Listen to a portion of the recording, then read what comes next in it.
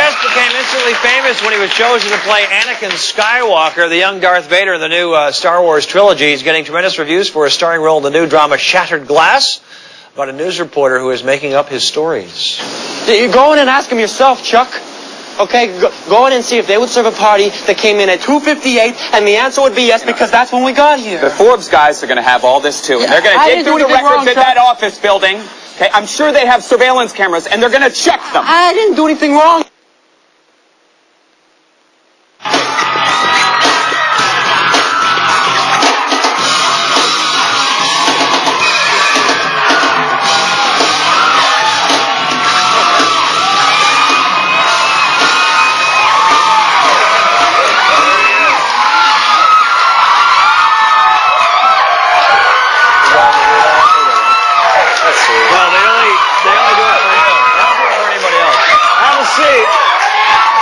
Nice to meet you. Likewise. You don't do a lot of talk shows? No, I don't make a habit of it. Yeah. But happy to be here. I watch your show. I don't want to screw it up for you, so yeah. Here we go.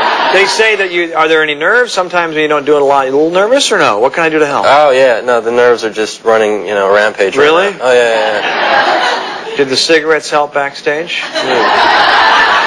I'm kidding. My mom might be watching the show. I was smoking.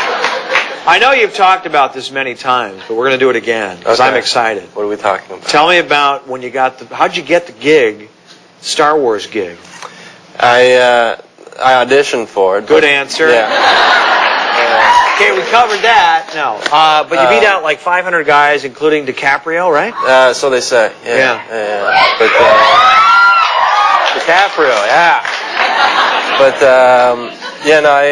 I was living in Vancouver at the time, and got the phone call while I was still in bed, and I had a roommate who like used to scratch on turntables. I think all the roommates do that. Like all the roommates do.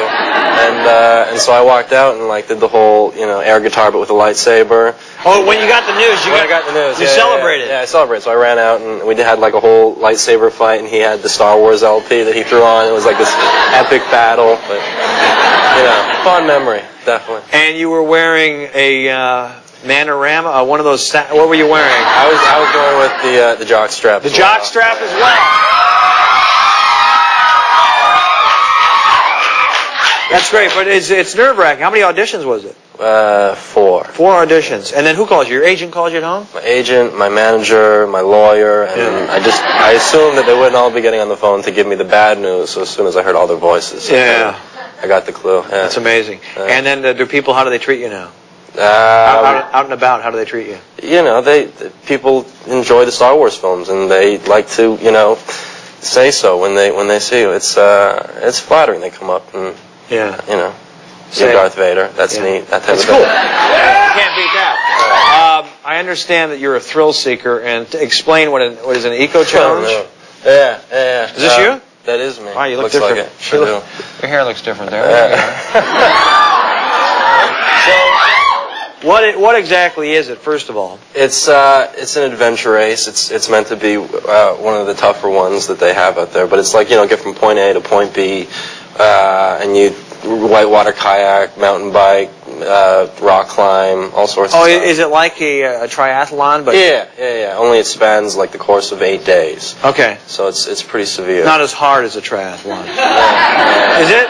Which one's harder? No, I'd say this is. This is harder? Oh yeah, without. I mean, you go on about an hour's worth of sleep a night. Oh, okay. You're constantly having to go forward, always, pushing yourself. I did it with my brother and my sister, and we had a hired navigator. Yeah. And it's one of those things where you're so emotionally and physically drained that you're always on the brink of something, and very dependent on the people around you, and at the same time always wanting to butt heads with them. So. Now, do we think this is healthy for us? I know it's a challenge. It's like climbing a mountain. It's a challenge, and it's satisfying when you finish. But is it hard on your body? Yeah. Yeah. Yeah, no, it's really against all of your better judgment to get involved in one of these things. And did you train for this? I didn't. Well, I mean, I had to get certified in whitewater kayaking and learn how to mountain climb and whatnot. But so once you do it, do you do a lot of these challenges? I haven't. That was the only one. And then are you done for a little while? Yeah. It was. What's this picture? That's me, almost having a nervous breakdown, doing what I do. And we had to disassemble our bikes. I was after a mountain biking section, section, but more like a mountain biking, pushing section, because it was all uphill. And then we had to disassemble our bikes, and I couldn't figure out how to do it because I just couldn't, I had no use for my fingers anymore. Are you crying? I was near to it. Yeah. That's okay. That's a nice. Women like that sensitive sign. I don't cry.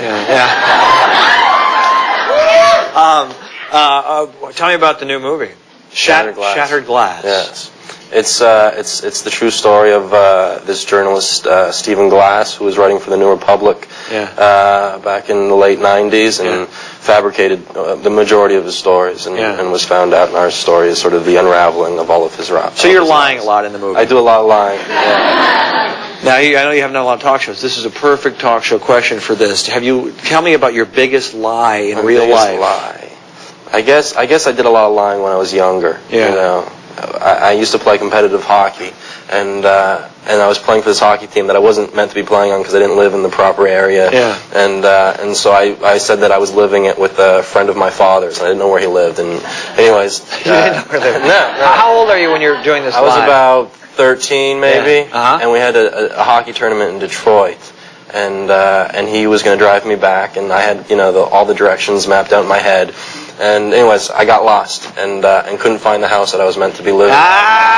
Yeah, that's good. Yeah. And my hockey coach, looked at me like I was a lunatic and didn't know where I'd lived for the past 7 years. And was found out accordingly. Yeah. So you fessed up? I fessed up because I couldn't find the house. Yeah.